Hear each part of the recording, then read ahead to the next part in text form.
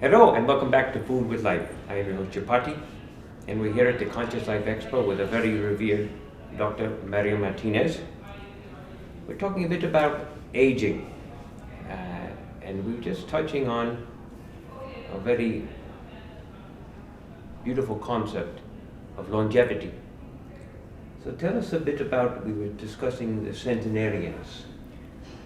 The centenarians, when I first started studying them, I was looking for genetics, and I would ask him, a 102-year-old man, how long did your father live? And he would say 70, your mother 80. And the correlation that I found was that about 20 to 25% is genetic, the rest is cultural.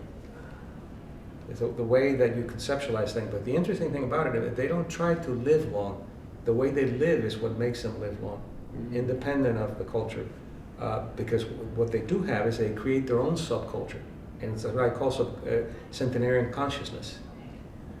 So suppose somebody has a long history of longevity in their family, but they're in a very high-paced, frenetic type of environment. Go, go, go, go, go. And they have a job which is pressure-oriented. You know? What is the likelihood of them reaching a high age, or is that going to be overtaken by this environment, so to speak? It can affect it because it's environment biology, but genetics is just a predisposition. It's not a sentencing. You're predisposed to things that you can trigger or not trigger. But also stress is a very misunderstood concept. Stress is not necessarily good or bad. If you're doing something stressful with meaning, it's not going to hurt you. If you're doing something stressful without meaning, it'll hurt you.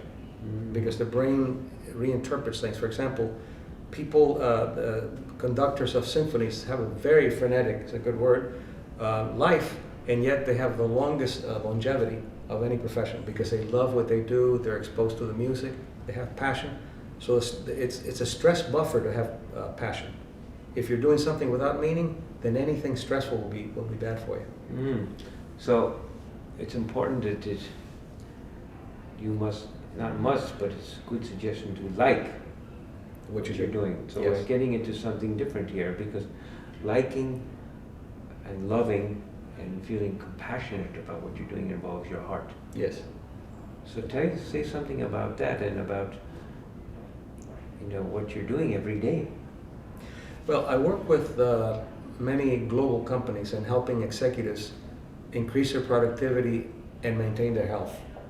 And a very large percentage of executives have gastrointestinal problems because they eat with their computers, they go to bed with their iPhones or whatever, cell phone, and the body was not made for that. When you eat, you go into what's called the parasympathetic system, which is you are slowing everything down and speeding up your digestion.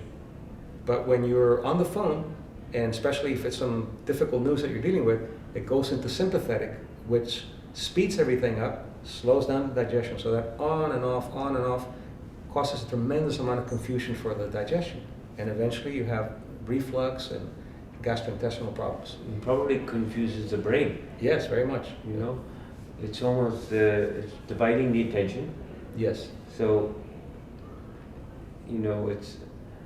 it seems like, I know from my understanding, it's better to eat in a quiet area with no TV, no sound, just sit in a silence. Ideally, even not to talk. In silence, if you're alone, but if you're with family and Yes. no television, then that's really very good.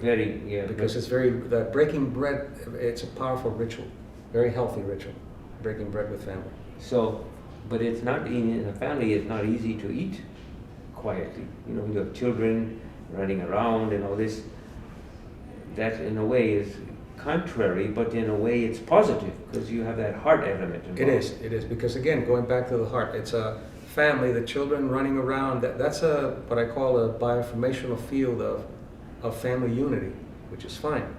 But it's not fine if you're watching television or if you are playing video games within the family. And sometimes I'll go to a restaurant, I'm sure you've seen it, You see a family, two children, a husband and wife, and each of them with their cell phone or their video games, and there's no connection at all. And then they wonder why the family's breaking up. There's no bonding. Yes, no bonding of the heart. Yes. So I think we're going to take a break. I want to talk a bit about more the heart, because that is, to me, is what they say is the bottom line.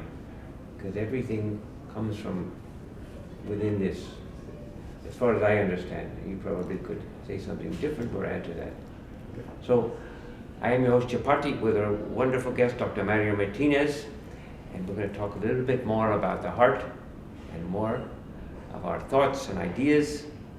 Stay with us. We'll be right back. This is Food with Life, and I am your host Chapatti. See you in just a minute.